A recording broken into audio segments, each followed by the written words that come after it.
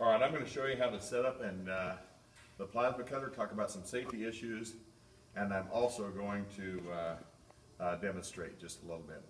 First thing I want to show you is how to hook up the air, and the air from the air compressor. And to hook up the air, you need to pull back this sheath, plug it into the tail fitting, and then let that sheath go. And what you're doing is you're plugging into an air filter, okay, or draining the moisture out of the air. Okay, that's first thing. All right. After that, some of the adjustments that you have is just simply turning the switch on, and you've got the lights that come on. And since I have enough air pressure, it's ready to go, and the power is ready to go. To adjust the power, I have the output setting here in amps, and normally this dial is straight up. It seems like it works really good. A wear point for the plasma cutter is sometimes when this hole gets really enlarged, it's time to change this tip. The tip is a consumable, and so if the torch won't fire, it's oftentimes because the tip has gotten enlarged and we need to replace the tip. All right, for operation then. Okay, one more deal on safety. Just simply be aware of sparks, so you're not near any flammable material. The light, you need to protect your eyes, and so we use a number 6 lens to do that. We've got ultraviolet and infrared light, so we need to protect your eyes also. Okay? All right? Other safety things, protect your clothes with a shop apron, protect your eyes with safety glasses, and you're more than welcome to wear a glove. And I like to wear a glove on my left hand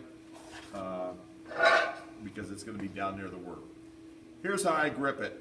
I grip it with my thumb and my forefinger, or my thumb and my first finger. And I grip it and I lay my palm down on the metal, just like that.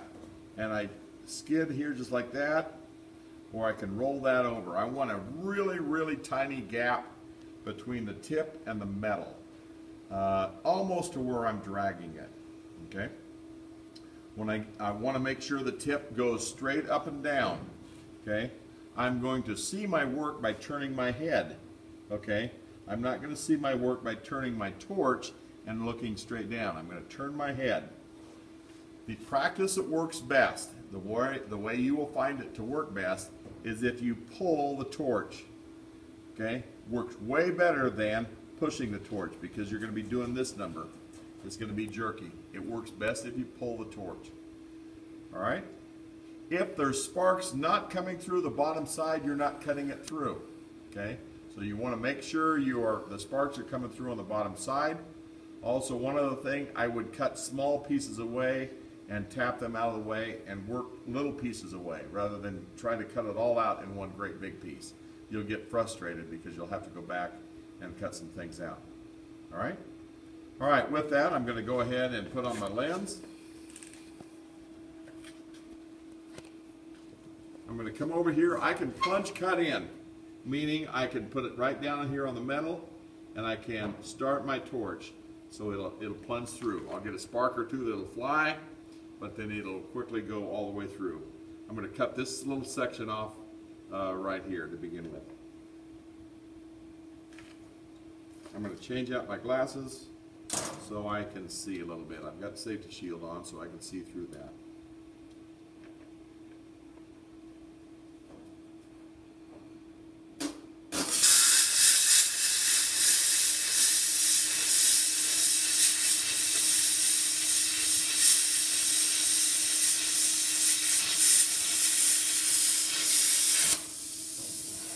Again, it works best if I make a lot of little cuts. I'm going to move this to the outside.